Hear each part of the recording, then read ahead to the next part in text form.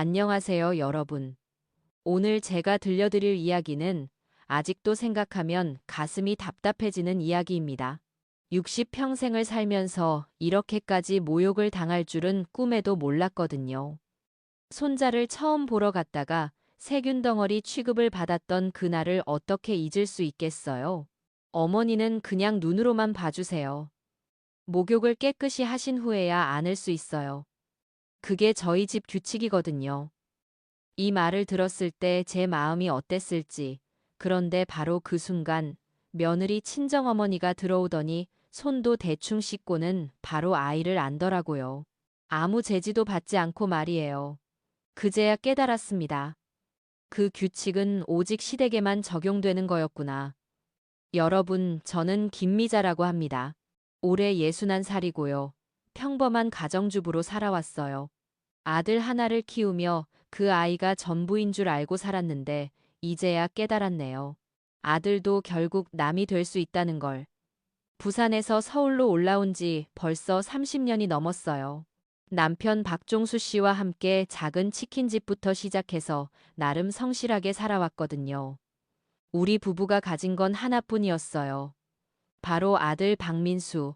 그 아이를 위해서라면 뭐든 할 수 있었어요. 민수는 어릴 때부터 공부를 잘했어요.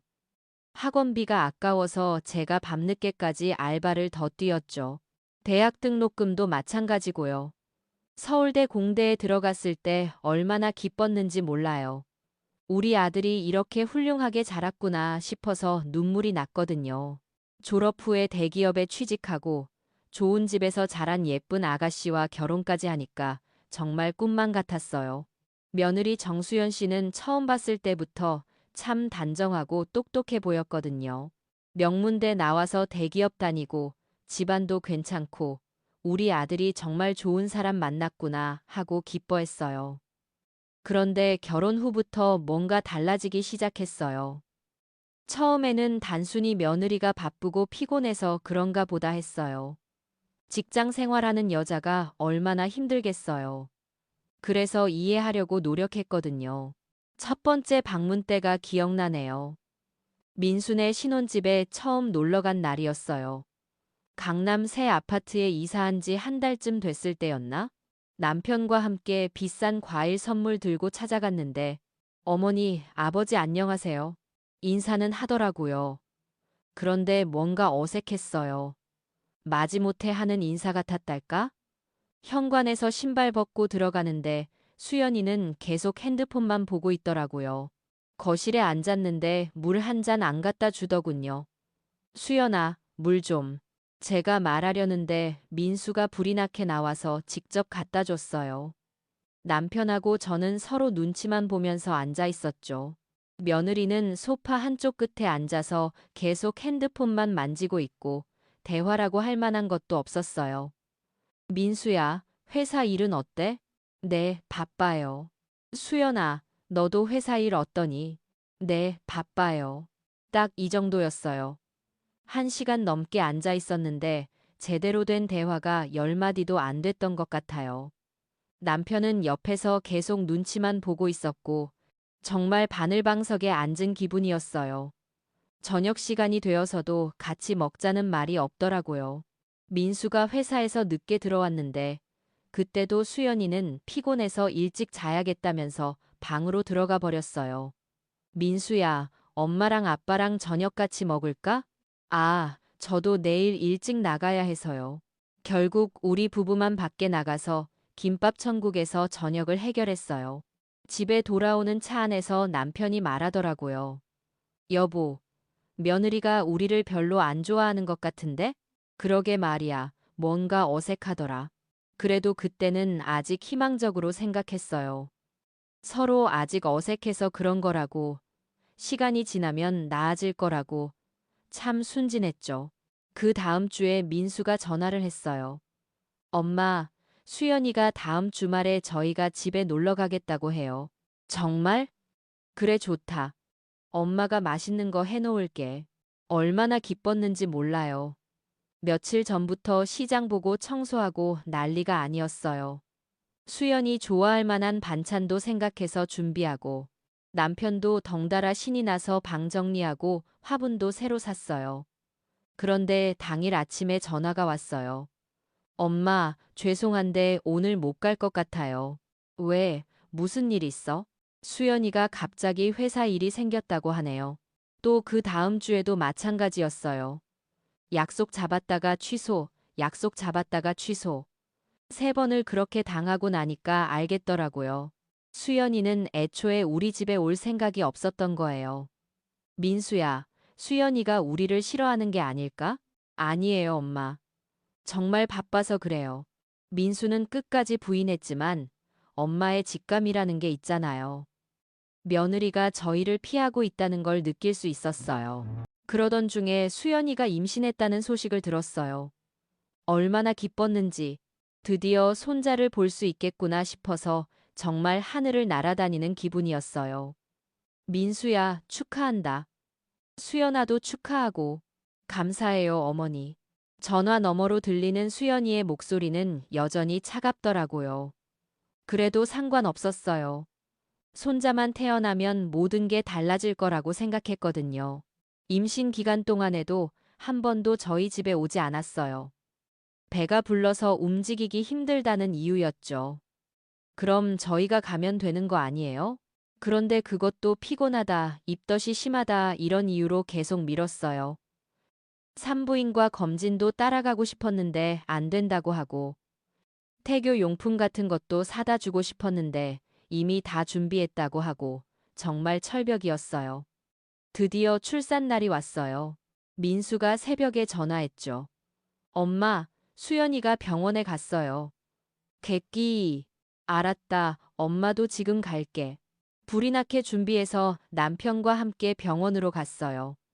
그런데 분만실 앞에 도착해보니 수연이 어머니와 언니들만 있더라고요. 저희는 뭔가 어색한 상황이 됐어요. 안녕하세요. 처음 뵙겠습니다. 수연이 어머니한테 인사를 했는데 대답이 참 시큰둥하더라고요. 아, 네. 딱 그 한마디였어요. 그리고는 돌아서서 자기 가족들하고만 이야기하더라고요. 저희는 멀찌감치 떨어져서 서 있을 수밖에 없었어요. 몇 시간 후에 드디어 아이가 태어났어요. 건강한 남자아이였죠. 손자였어요. 그런데 신생아실에서 아이를 구경할 때도 수연이 가족들이 앞자리를 다 차지하고 있어서 저희는 뒤에서 목을 빼고 봐야 했어요. 우리 손자 참 잘생겼다, 여보. 그러게. 민수 어릴 때랑 똑같이 생겼어. 그나마 멀리서라도 볼 수 있어서 감격스러웠어요. 내 핏줄이, 내 혈육이 이 세상에 태어났다는 게 정말 신기하고 고마웠거든요. 그런데 문제는 그 다음부터였어요. 수연이가 산후조리원에 입원했는데 면회를 갈 수가 없는 거예요. 민수야, 언제 조리원에 가서 수연이랑 손잡을 수 있을까? 엄마, 조리원 규칙이 까다로워서요. 남편이랑 친정 가족만 면회가 가능하대요. 말이 되는 소리예요? 시어머니가 며느리랑 손잡으러 가는데 왜 안 된다는 거죠? 나중에 알아보니까 그런 규칙은 없더라고요. 수연이가 거짓말을 한 거였어요. 2주 동안 조리원에 있으면서 한 번도 저희를 불러주지 않았어요. 민수는 매일 퇴근 후에 가고 수연이 어머니도 매일 갔다고 하더라고요. 오직 저희만 배제된 거죠. 집에 돌아온 후에도 마찬가지였어요. 아이가 아직 어려서 면역력이 약하다. 너무 많은 사람이 오면 안 좋다. 이런 핑계로 계속 미뤘어요. 그래서 손자가 8개월이 될 때까지 한 번도 보지 못했어요. 8개월이요, 여러분. 8개월 동안 친손자를 보지 못했어요. 그동안 얼마나 가슴이 터질 것 같았는지. 친구들은 손자 자랑으로 바쁜데 저는 손자 얼굴도 제대로 모르는 상황이었거든요. 민수가 가끔 사진을 보내주기는 했지만 그게 어디 직접 보는 것과 같겠어요?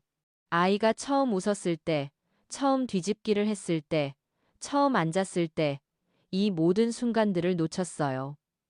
할머니로서 경험해야 할 소중한 시간들을 다 빼앗긴 거죠. 그러다가 드디어 기회가 왔어요. 추석이 다가오면서 수연이가 마지못해 승낙한 거예요. 어머니, 추석 때 아이 데리고 인사 올게요. 정말? 고맙다, 수연아. 얼마나 기뻤는지 몰라요. 드디어 손자를 제대로 볼 수 있겠다는 생각에 며칠 동안 잠도 제대로 못 잤어요. 뭘 해줄까, 뭘 사줄까 계속 생각만 했어요. 장난감도 사고, 아기 옷도 사고, 이유식 재료도 준비하고, 집안 청소도 다시 하고, 아기가 안전하게 놀 수 있도록 모서리 보호대도 새로 붙이고, 남편도 덩달아 신이 나서 손자를 위한 그네까지 만들었어요. 그런데 당일 아침에 또 전화가 왔어요. 어머니, 죄송한데 아이가 열이 나서 병원에 가야 할 것 같아요. 오늘은 못 갈 것 같네요. 또요. 또 그런 핑계였어요. 그런데 이번에는 참을 수가 없었어요. 민수야, 정말 아이가 아픈 거야? 혹시 수연이가, 엄마 정말 아파요. 열이 38도까지 올랐대요. 그럼 제가 병원에 가서 같이 있겠다고 했더니 그것도 병원에서 가족 외에는 면회를 제한한다고 하더라고요. 또 거짓말이었어요. 나중에 알았는데 그날 수연이는 친구들이랑 아이 데리고 놀이공원에 갔더라고요. 그때 정말 화가 났어요. 더 이상 참을 수가 없었어요. 남편한테 말했죠. 여보, 이건 아니야. 수연이가 우리를 아예 거부하는 것 같아. 그래도 며느리인데 어쩔 수 없지. 좀 더 기다려보자. 남편은 항상 그래요. 참으라고만 하고. 그런데 저는 더 이상 참을 수가 없었어요. 직접 민수에게 전화했어요. 민수야, 엄마가 뭘 잘못한 거니? 왜 수연이가 계속 피하는 거야? 엄마, 무슨 소리예요? 수연이가 언제 피했다고요? 8개월 동안 손자 한 번 보지 못한 게 정상이라고 생각해? 목소리가 떨렸어요. 8개월 동안 쌓인 서러움이 한꺼번에 터져나오는 것 같았어요. 엄마, 수연이도 처음 아이 기르는 거라서 예민해져 있어요. 좀 더 이해해 주세요. 이해요. 8개월 동안 손자 얼굴 한 번 제대로 못 본 할머니 마음을 누가 이해해 줘요? 그럼 언제? 언제 볼 수 있는 거야? 한참을 망설이더니 민수가 말했어요. 다음 주 일요일에 잠깐만 들르세요. 너무 오래 계시면 안 되고요. 드디어였어요. 드디어 손자를 볼 수 있게 됐어요. 그런데 너무 오래 계시면 안 된다는 말에 마음이 찔렸어요. 그런데 돌이켜 친손자를 보러 가는데 시간 제한까지 받아야 하는 거예요. 그래도 좋았어요. 잠깐이라도 볼 수 있다는 것만으로도 감사했어요. 일주일 동안 무엇을 사갈까 고민했어요. 손자에게 줄 선물, 수연이에게 줄 선물, 민수에게 줄 음식, 하나하나 정성껏 준비했어요. 당일 아침부터 잠이 안 왔어요. 너무 설렜거든요. 8개월 만에 보는 손자가 얼마나 컸을까? 이제 혼자 앉을 수도 있다고 했는데 어떤 모습일까? 할머니를 알아볼까? 남편과 함께 선물 가방 몇 개를 들고 출발했어요. 지하철에서도 계속 긴장됐어요. 손도 떨리고 가슴도 두근거리고 마치 첫 데이트 나가는 처녀 같았어요. 민수네 집 앞에 도착해서 초인종을 눌렀어요. 누구세요? 수연이 목소리가 들렸어요. 수연아, 어머니야. 아, 잠깐만요. 현관문이 열렸는데 수연이 표정이 좋지 않더라고요. 억지로 웃는 것 같았어요. 어머니, 아버지 안녕하세요. 그래, 수연아. 고생이 많다. 현관에서 신발을 벗는데 수연이가 말했어요. 어머니 죄송한데 손 먼저 씻어주세요. 아이가 아직 어려서 세균에 민감해요. 손을 씻으라고요? 물론 당연한 일이죠. 아이를 만지려면 손을 씻어야죠. 그런데 말투가 좀 이상했어요. 마치 제가 더러운 사람인 것처럼, 그래, 당연하지. 화장실에 가서 손을 씻었어요. 그런데 비누를 한 번 쓰고 나니까 수연이가 또 말했어요. 좀 더 깨끗하게 씻어주세요. 손톱 밑까지요. 손톱 밑까지요? 저는 평생 손톱을 더럽게 기른 적이 없어요. 매일 깨끗하게 관리하거든요. 그런데 마치 제가 손톱에 때를 끼고 있는 사람인 것처럼 말하는 거예요. 그래도 참았어요. 손자를 보기 위해서라면 뭐든 할 수 있었거든요. 손톱 밑까지 깨끗하게 씻고 나왔어요. 그리고요, 어머니, 옷도 갈아입으셔야 해요. 옷도 갈아입으라고요? 응. 왜? 외출복은 세균이 많잖아요. 아이를 위해서요. 수연이가 준비해둔 집 옷을 건네줬어요. 남편 것도 마찬가지였고요. 저는 점점 기분이 이상해지기 시작했어요. 손자를 보러 온 게 맞나? 아니면 무균실에 들어가는 건가? 그래도 참았어요. 옷을 갈아입고 거실로 나왔어요. 그런데 아이는 보이지 않았어요. 손자는 어디 있어?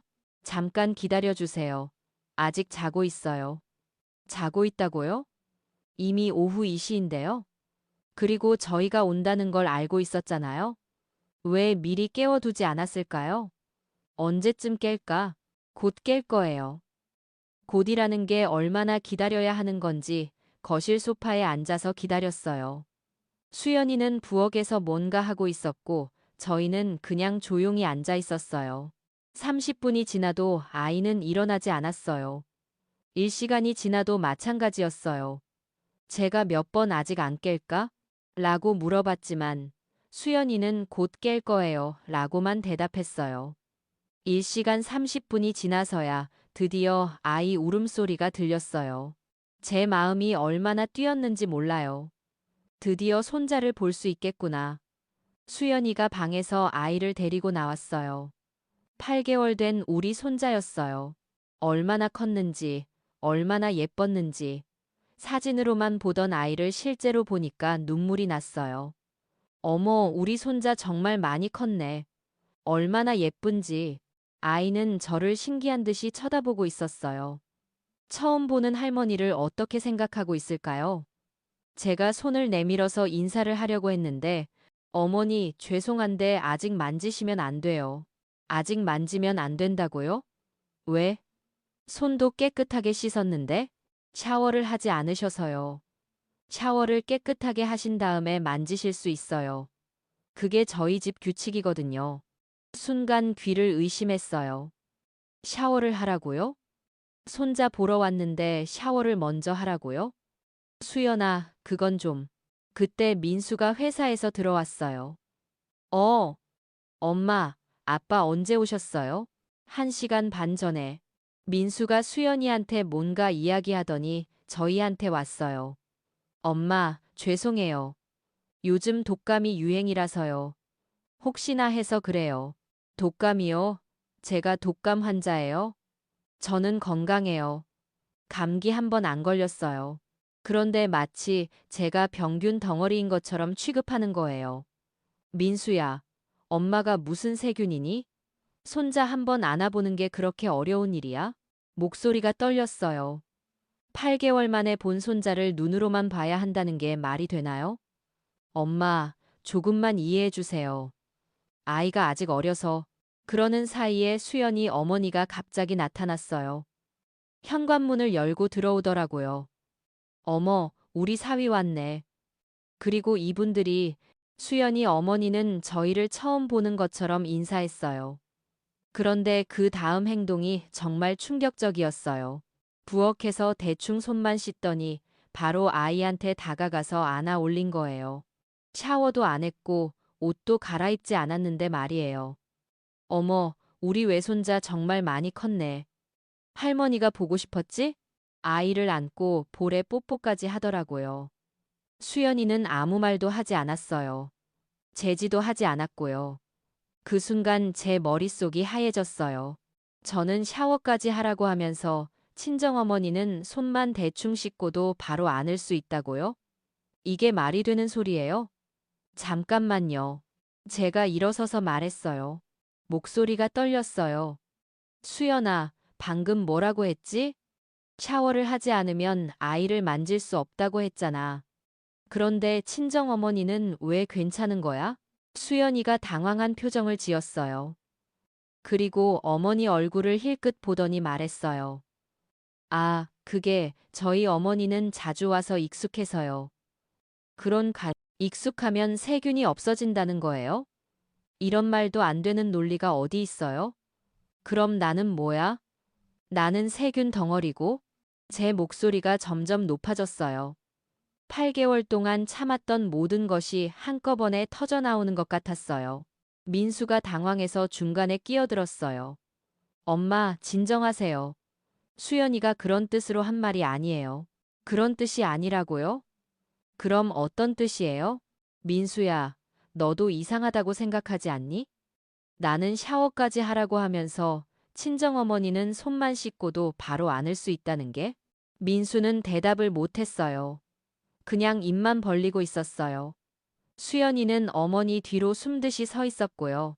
수연이 어머니가 뭔가 이상한 분위기를 느꼈는지 말했어요. 어머, 무슨 일이에요? 왜 이렇게 분위기가? 아니에요, 어머니. 괜찮아요.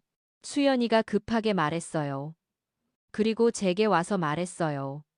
어머니, 죄송해요. 제가 말을 잘못했나 봐요.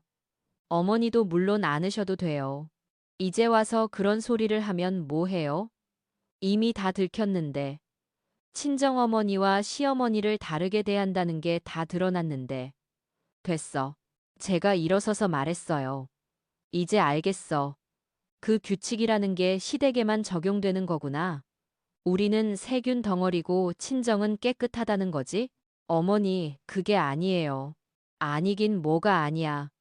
8개월 동안 손자 한 번 보지 못하게 해놓고 이제 와서 보라고 하면서는 샤워를 하라고? 나를 뭘로 보는 거야?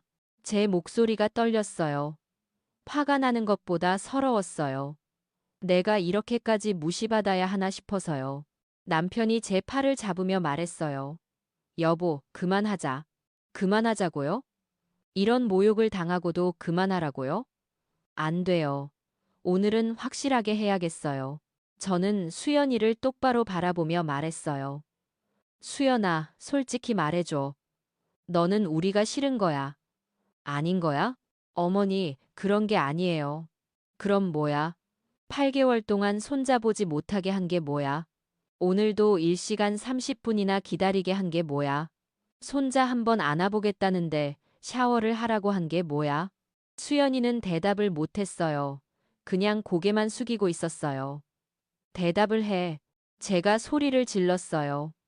평생 이렇게 소리 지른 적이 없었는데 그날은 참을 수가 없었어요. 그때 민수가 나섰어요. 엄마, 너무 그러지 마세요. 수연이도 처음 애 기르는 거라 예민한 거예요. 예민하다고요?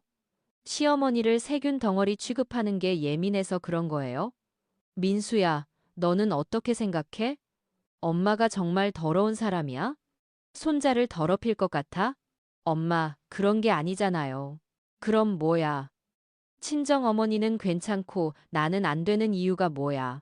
민수가 말문이 막혔어요. 변명할 말이 없으니까요. 수연이도 마찬가지였고요.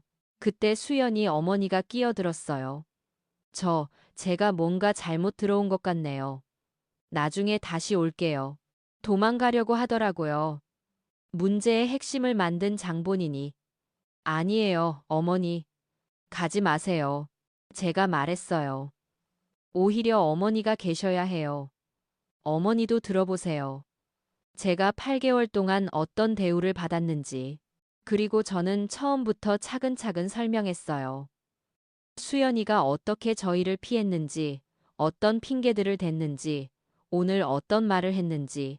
수연이 어머니의 얼굴이 점점 굳어지더라고요. 아마 몰랐을 거예요.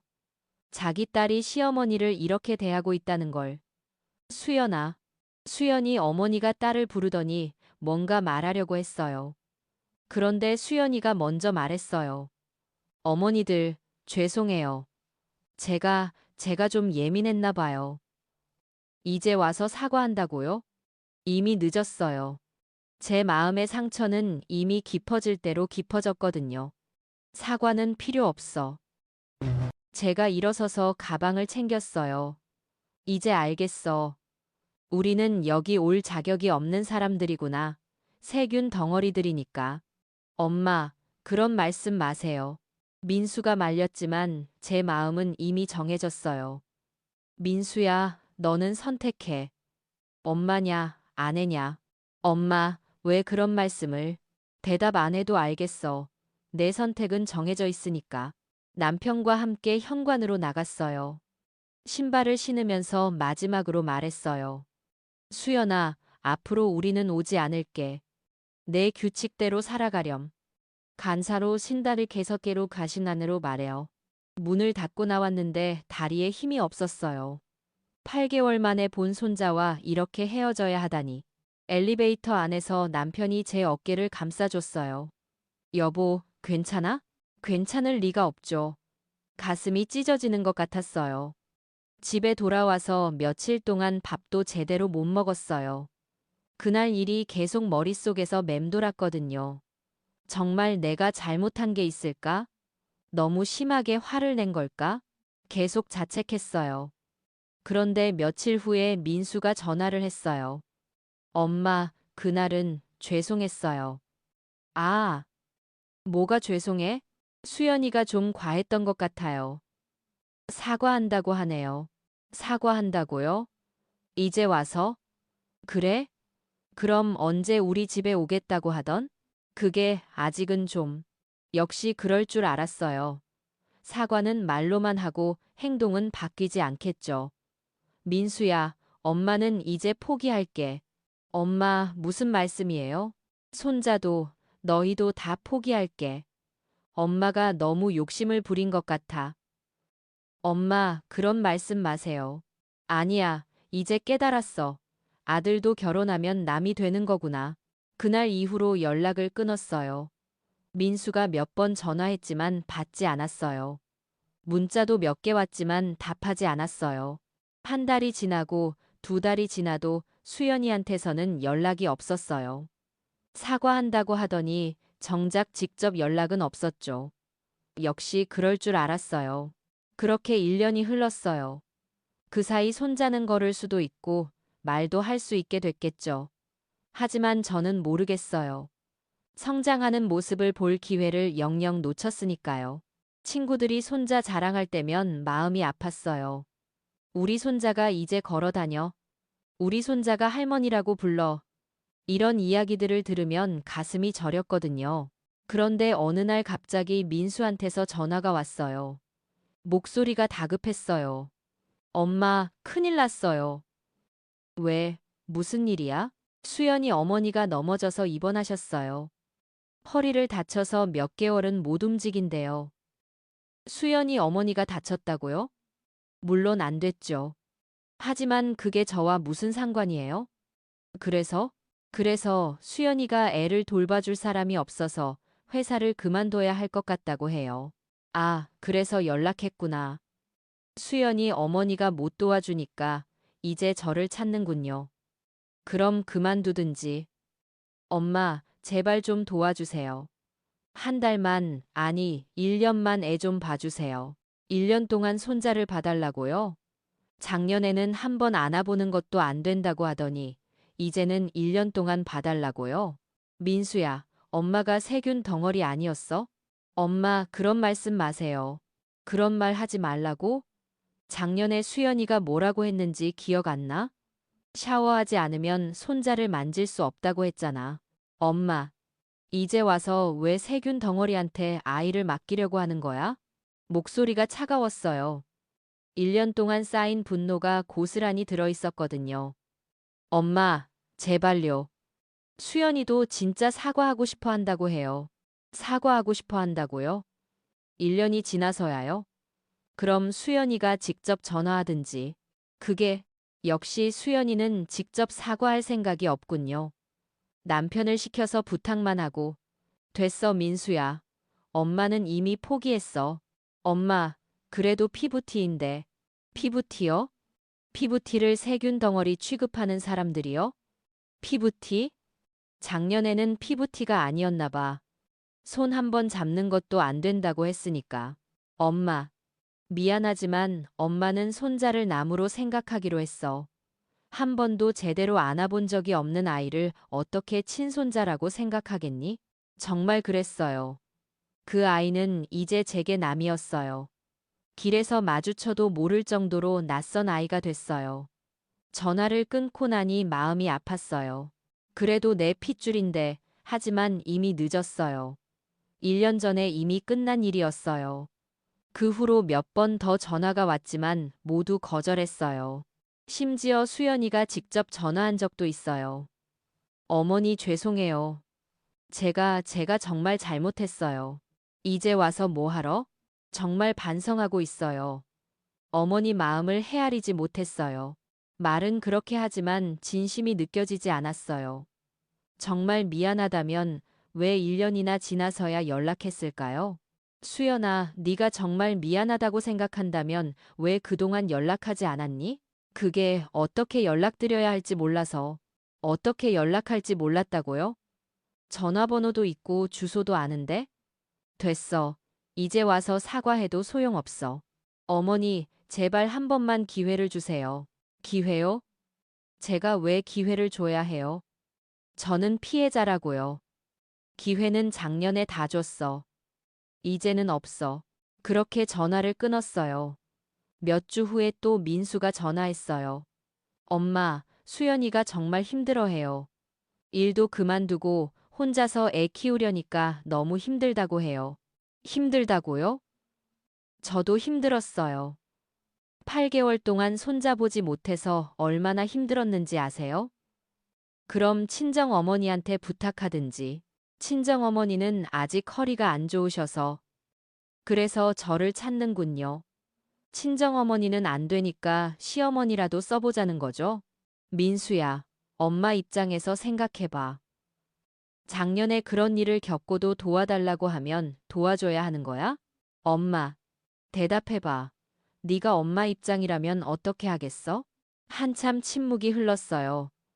민수도 알고 있었거든요. 자기네가 너무했다는 걸. 죄송해요, 엄마. 사과는 됐고 이제 연락하지 마. 엄마, 그래도 한 번만. 민수야, 너는 이미 선택했잖아. 엄마보다 아내를 선택한 거. 그럼 끝까지 그 선택에 책임져. 더 이상 할 말이 없었어요. 전화를 끊고 나니 마음이 허전했지만 후회는 없었어요. 그 후로 연락이 뚝 끊겼어요. 아마 포기한 것 같았어요.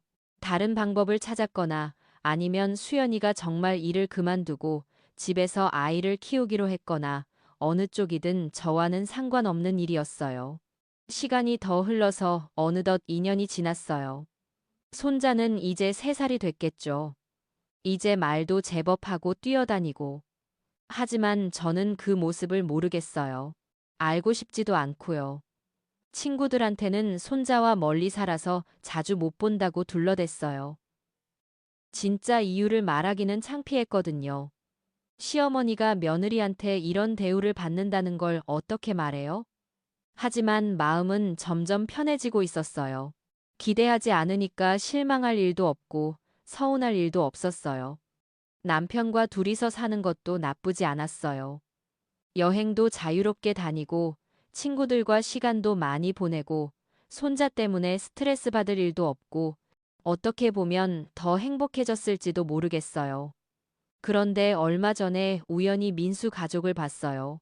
마트에서 장을 보고 있는데 멀리서 민수와 수연이 그리고 아이가 걸어오는 거예요. 아이는 정말 많이 컸더라고요. 이제 혼자 잘 걸어 다니고 말도 제법 하는 것 같았어요. 민수를 아빠라고 부르는 소리가 들렸어요. 순간 가슴이 먹먹해졌어요.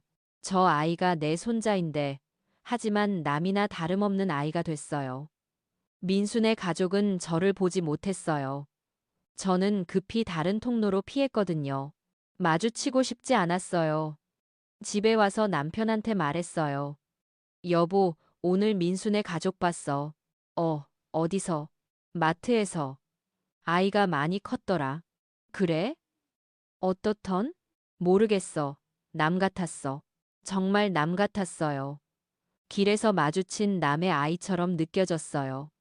여보는 후회 안 해? 남편이 물어봤어요. 뭘? 손자 포기한 거. 손자 포기한 거. 한참 생각했어요. 후회하는지 안 하는지. 아니, 후회 안 해. 차라리 이게 나아. 정말 그랬어요. 기대하고 실망하는 것보다는 아예 포기하고 편하게 사는 게 나았어요. 그런데 며칠 전에 또 놀라운 일이 있었어요. 수연이가 갑자기 집으로 찾아온 거예요. 아이까지 데리고. 초인종이 울려서 누군가 했더니 수연이었어요. 2년 만에 보는 얼굴이었죠. 어머니, 안녕하세요. 뭔가 많이 달라 보였어요. 예전보다 살도 빠지고 표정도 지쳐 보였어요. 왜 왔어? 차갑게 물어봤어요. 반갑지 않았거든요. 어머니께 사과드리러 왔어요. 사과요? 2년이 지나서? 이제 와서 뭐 하러? 정말, 정말 죄송해요. 그때 제가 너무했어요. 아이는 제 다리 뒤에 숨어서 저를 쳐다보고 있었어요. 처음 보는 할머니가 신기한가 봐요. 됐어, 이제 와서 사과해도 소용없어. 어머니, 제발 용서해 주세요. 제가 정말 잘못 생각했어요. 눈물을 흘리더라고요. 하지만 제 마음은 움직이지 않았어요. 이미 너무 늦었거든요. 용서? 왜 용서해야 해? 네가 나한테 뭘 해줬는데? 어머니, 2년 동안 연락 한 번 없었으면서 이제 와서 왜 용서를 구하는 거야? 수연이는 대답을 못했어요. 그냥 고개만 숙이고 울고 있었어요. 수연아, 솔직히 말해. 너 지금 힘들어서 온 거 아니야? 애 키우기 힘드니까 이제 시어머니라도 써보겠다는 거 아니야? 아니에요, 어머니. 정말 반성해서. 거짓말하지 마. 내 속마음 다 알아. 정말 뻔했어요. 혼자 아이 키우기 힘드니까, 친정어머니는 아직 아프니까, 그래서 마지못해 저를 찾은 거죠. 어머니, 제발. 됐어. 이제 돌아가. 어머니, 한 번만. 한 번만? 2년 전에도 기회를 줬어. 그때 뭐 했니? 아이가 갑자기 말했어요. 할머니? 처음 들어보는 소리였어요. 그 아이가 저를 할머니라고 부르다니. 할머니, 예뻐. 순간 마음이 흔들렸어요. 아이는 죄가 없잖아요. 그냥 순수하게 할머니를 만나고 싶어 하는 것 같았어요. 하지만 흔들리면 안 됐어요. 한 번 흔들리면 또 속게 될 거예요.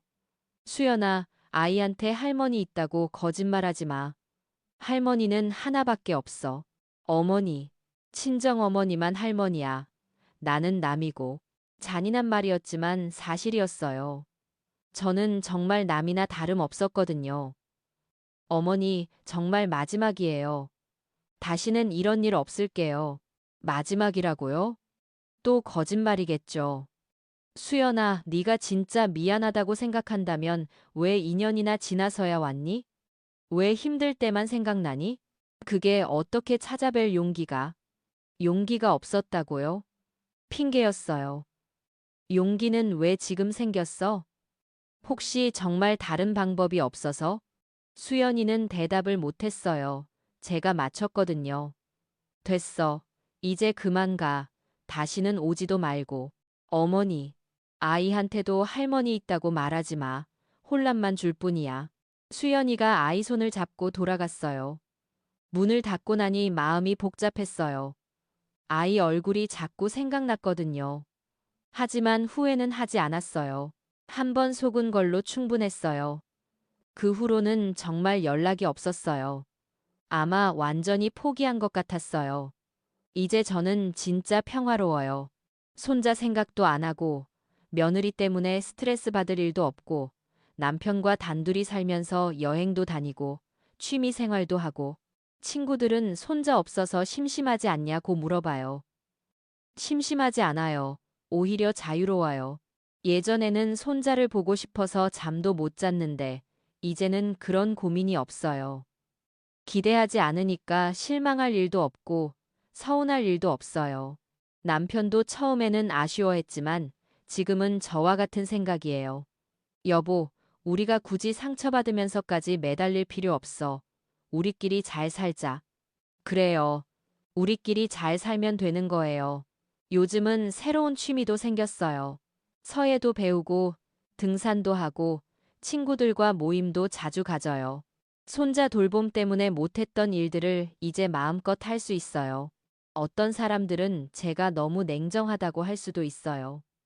그래도 피부티인데, 그래도 손자인데, 이런 말씀들을 하시죠. 하지만 피부티라고 해서 무조건 참아야 하는 건 아니에요. 존중받을 권리는 누구에게나 있거든요. 저도 사람이에요. 감정이 있는 사람이라고요. 2년 전 그 일을 겪으면서 깨달은 게 있어요. 사람은 자신을 소중히 여겨주지 않는 사람한테 매달리면 안 된다는 걸, 아무리 가족이라고 해도 말이에요. 민수는 어떻게 지내고 있을까요? 가끔 궁금하기도 해요. 하지만 연락할 생각은 없어요. 이미 각자의 길을 선택한 거니까요. 민수는 아내를 선택했고, 저는 제 자존심을 선택했어요. 누구도 잘못된 선택은 아니라고 생각해요. 다만 그 선택에 따른 결과를 받아들여야 할 뿐이죠. 수연이는 어떨까요? 지금도 저를 원망하고 있을까요? 시어머니가 너무 고집스럽다. 우리가 사과했는데도 받아주지 않는다. 이런 식으로 생각하고 있을까요? 그럴 수도 있어요. 하지만 상관없어요. 수연이가 저를 어떻게 생각하든 제가 바뀔 건 없거든요. 저는 제가 옳다고 생각해요. 물론 처음에는 좀 더 참을성 있게 대할 수도 있었겠죠. 하지만 8개월 동안 손자를 보지 못하게 하고 샤워까지 하라고 했던 그 모욕은 참을 수가 없었어요. 특히 친정어머니는 손만 씻고도 바로 아이를 안을 수 있게 해주면서 저에게만 그런 조건을 걸었던 건 정말 충격이었어요. 그때 확실히 알았거든요. 아, 나는 이 집에서 환영받지 못하는 사람이구나. 그런 깨달음이 오히려 속 시원했어요. 더 이상 억지로 좋은 시어머니 노릇을 하지 않아도 되니까요. 더 이상 눈치 보며 살지 않아도 되니까요. 지금 제 인생은 정말 평화로워요. 아침에 일어나서 남편과 함께 커피를 마시고 산책도 하고 친구들과 수다도 떨고 손자 걱정, 며느리 눈치 이런 스트레스가 전혀 없어요. 물론 가끔은 아쉬운 마음이 들어요. 다른 할머니들이 손자 자랑할 때, 가족 모임 사진을 보여줄 때, 그럴 때면 나도 저런 할머니가 될 수 있었는데 하는 생각이 들죠. 하지만 금방 지나가요. 그런 아쉬움보다는 지금의 평화가 더 소중하거든요. 얼마 전에는 이런 일도 있었어요. 동네에서 우연히 비슷한 경험을 한 분을 만났거든요. 그분도 며느리 때문에 손자를 보지 못하고 계셨어요. 저도 3년째 손자 못 봤어요. 며느리가 저를 싫어해서요. 그 얘기를 들으니까 저만 그런 게 아니구나 싶더라고요. 요즘 시대에는 이런 일이 많다고 하더라고요. 그래도 아쉽지 않으세요? 제가 물어봤더니 그분이 웃으시더라고요. 처음에는 아쉬웠죠. 하지만 이제는 오히려 자유로워요. 손자 때문에 스트레스 받을 일도 없고, 저와 비슷한 생각이셨어요. 역시 비슷한 경험을 한 사람끼리는 통하는 게 있나 봐요. 그분과 이야기를 나누면서 확신이 들었어요. 제가 선택한 길이 맞다는 걸. 억지로 매달려서 상처받느니 차라리 깔끔하게 포기하는 게 나아요. 남편도 이제는 완전히 제 편이에요. 처음에는 그래도 손자인데 라고 하더니 지금은 잘한 일이야. 우리가 왜 그런 대접을 받아야 해? 라고 해요. 여보, 우리 나이에 스트레스 받으면서 살 필요 없어. 우리끼리 행복하게 살자. 맞는 말이에요. 이제 60이 넘었는데 스트레스 받으면서 살 시간이 어디 있어요? 요즘은 여행 계획도 세우고 있어요. 유럽 여행도 가보고, 일본도 가보고, 예전에는 손자 때문에 멀리 못 간다고 생각했는데, 이제는 자유롭게 어디든 갈 수 있어요. 친구들도 부러워해요. 너는 참 자유롭게 사는구나 라고. 정말 자유로워요. 아무 것에도 얽매이지 않고 누구 눈치도 보지 않고 어쩌면 수연이가 저에게 준 선물일지도 모르겠어요. 그런 일이 없었다면 저는 아직도 좋은 시어머니가 되려고 애쓰고 있었을 거예요. 손자 보겠다고 굽실굽실하고 며느리 눈치 보면서요. 하지만 그 일 덕분에 깨달았어요. 내가 행복해야 한다는 걸. 다른 사람을 위해서 내 행복을 희생할 필요는 없다는 걸. 지금 제가 살고 있는 삶이 정말 만족스러워요. 남편과 단둘이서 조용하고 평화롭게 서로를 아끼고 존중하면서 이런 삶도 나쁘지 않아요. 아니, 오히려 더 좋을지도 모르겠어요. 손자는 여전히 모르는 아이예요. 길에서 마주쳐도 낯선 아이일 뿐이죠. 하지만 그것도 괜찮아요. 애초에 기대하지 않으니까 실망할 일도 없거든요. 민수가 가끔 생각나기는 해요. 내가 낳고 기른 아이니까. 하지만 그 아이는 이제 다른 가정의 아빠예요. 더 이상 제 아들이 아니라 수연이의 남편이에요. 그것도 받아들였어요. 아들도 결국 독립해서 자기 가정을 꾸리는 거니까. 저도 이제 제 인생을 살면 되는 거고요. 가끔 후회하지 않냐고 묻는 사람들이 있어요. 후회하지 않아요. 오히려 그때 확실하게 선을 그은 게 잘한 일이라고 생각해요. 애매하게 관계를 유지하면서 계속 상처받는 것보다는 깔끔하게 정리하는 게 나았어요. 제 인생의 새로운 챕터가 시작된 거죠. 손자도 없고 며느리 걱정도 없고 아들 걱정도 없는 삶. 오직 저와 남편만을 위한 삶. 이 나이에 이런 자유를 누릴 수 있다는 게 오히려 감사해요. 많은 분들이 손자 때문에 스트레스 받고 며느리 때문에 속상해 하시는데 저는 그런 고민이 전혀 없거든요. 남편과 함께 저녁 산책을 하면서 이런 이야기를 해요. 여보, 우리 잘 살고 있는 것 같지 않아? 그래, 예전보다 훨씬 편해. 그러게, 괜한 스트레스 안 받아도 되니까 좋아. 정말 그래요. 지금이 제일 편해요. 어떤 분들은 그래도 나중에 늙으면 외롭지 않겠냐고 하세요. 외롭지 않을 것 같아요. 남편이 있고 친구들도 있고 그리고 무엇보다 제가 저 자신을 사랑하게 됐거든요. 예전에는 좋은 엄마, 좋은 시어머니가 되려고만 했는데 이제는 행복한 김미자가 되는 게 목표예요. 그런 의미에서 수연이에게 고마운 마음도 있어요. 그 일이 없었다면 저는 아직도 남을 위해서만 사는 사람이었을 거거든요. 이제는 나를 위해서 사는 법을 배웠어요. 여러분도 혹시 비슷한 상황에 있으시다면 너무 억지로 매달리지 마세요. 여러분의 행복이 가장 중요해요. 가족이라고 해서 무조건 참을 필요는 없어요. 물론 처음에는 포기하기 어려워요. 저도 그랬거든요. 하지만 포기하고 나면 오히려 마음이 편해져요. 더 이상 상처받을 일도 없고 기대하지 않으니까 실망할 일도 없어요. 지금 저는 정말 행복해요. 남편과 함께 아침에 일어나서 커피 한 잔 마시는 것, 친구들과 수다 떠는 것, 새로운 취미를 배우는 것, 이런 소소한 일상이 너무 소중해요. 손자가 있었다면 이런 자유로운 삶을 살 수 있었을까요? 아마 못했을 거예요. 손자 돌봄 때문에 바쁘고 며느리 눈치 보느라 스트레스 받고 지금이 오히려 더 나은 것 같아요. 마지막으로 하고 싶은 말이 있어요. 저와 비슷한 상황에 계신 분들 너무 자책하지 마세요. 여러분 잘못이 아니에요. 때로는 포기하는 것도 용기거든요.